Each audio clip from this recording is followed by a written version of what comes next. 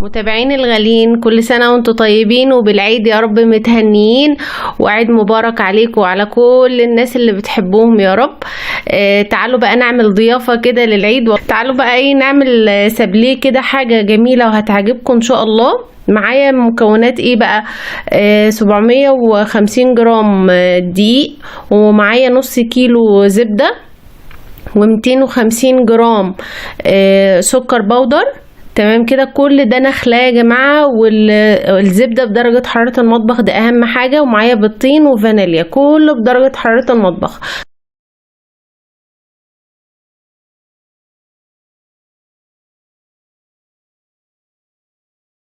فزي ما انتوا شايفين حطيت المكونات على بعضها كلها بقى في العجان، ممكن بايديكم، ممكن بمضرب كهرباء، ممكن بمضرب يدوي، المتاح عندكم.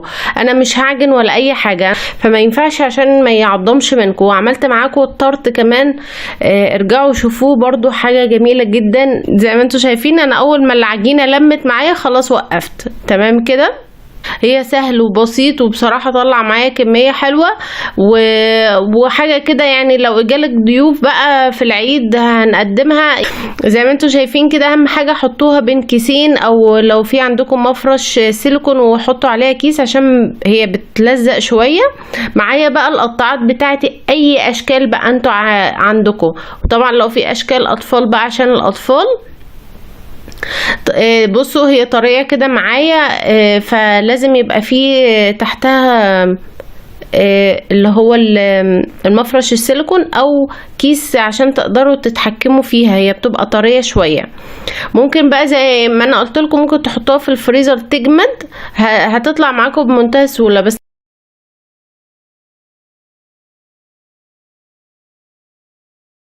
طبعا العجينة برجع لمها تاني وبفردها وارجع اقطع تاني. انا عملت كذا شكل، هوريكم برضو انا عملت ايه، وهنشوف الحشوات يعني بصوا المتاحة عندكم بقى انتوا اشتغلوا بيه. تمام كده، برجع افرد تاني زي ما انتوا شايفين عادي خالص، ما فيهاش اي حاجة، وارجع اقطع بقى. انا عملت اللي هي النجمة المقفولة، وهرجع اعمل ديت نجمة مفتوحة، بحيث ان هي ايه اعملها حشو، يبقى الحشو باين باي بقى. ممكن سكينة، ببوز، اي حاجة عندكم. انا عملت بقمع اللي هو الحلواني اللي احنا بنعمل بيه الكريم شانتيه. بدأت اقطع كده، اخد فتحة من النص، وهيديني بقى ايه الشكل المفتوح.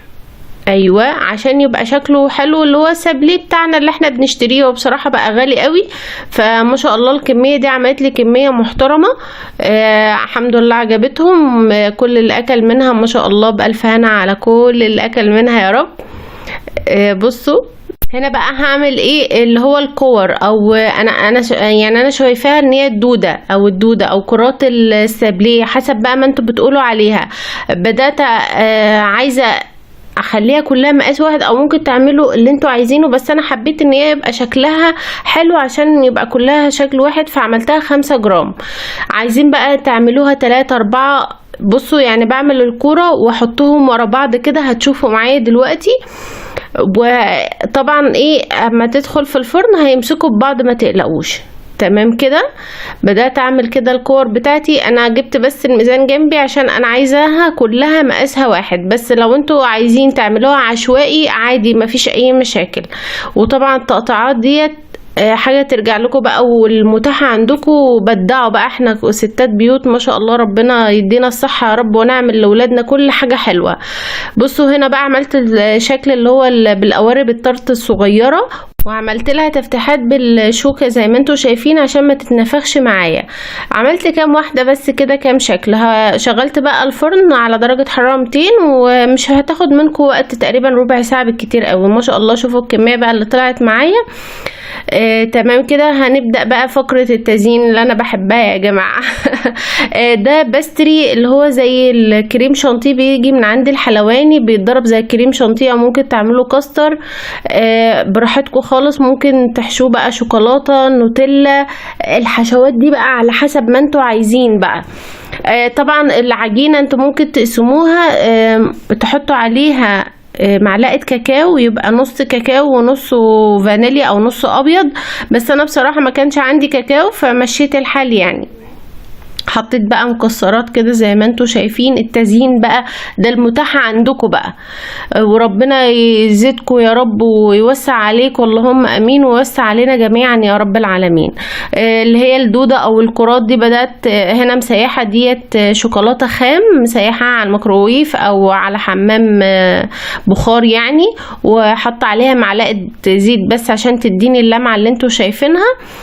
شوكولاتة بيضة وشوكولاتة عادية يعني، شوكولاتة بني. وبدأت احطها كده، احط الكرات في الشوكولاتة كده زي ما انتوا شايفين.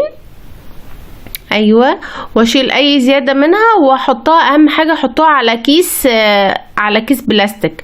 وطبعا انا بعتذر على صوتي وعلى شكلي عشان انا ما نمتش بقالي والله داخله على اسبوع ما نمتش كويس، فالحمد لله ربنا يعيننا جميعا يا رب. حطيتها بقى على كيس زي ما انتوا شايفين عشان اقدر اشيلها بسهوله، فاهميني؟ بدأت بصوا دي طلعت عفريت. انا كنت يعني كان في دماغي شكل كده بس ما ظبطش معايا، وما كنتش بقى نمت، فخلاص بقى عارفين انتوا قله النوم دي بتوقف الدماغ والمخ وكل حاجه، تحس ان انتوا خلاص بقى مش حاسين بالدنيا. انتوا بتشتغلوا كده وخلاص.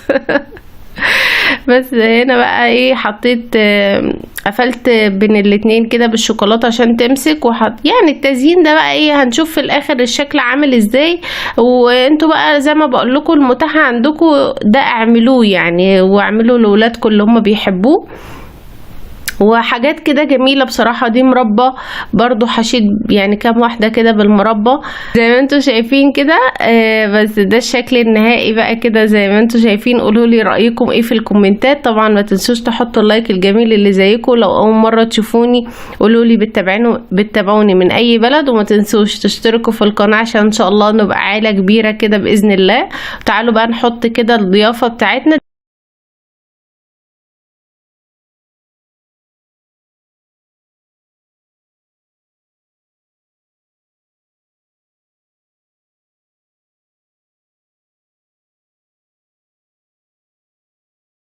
رأيكم ايه؟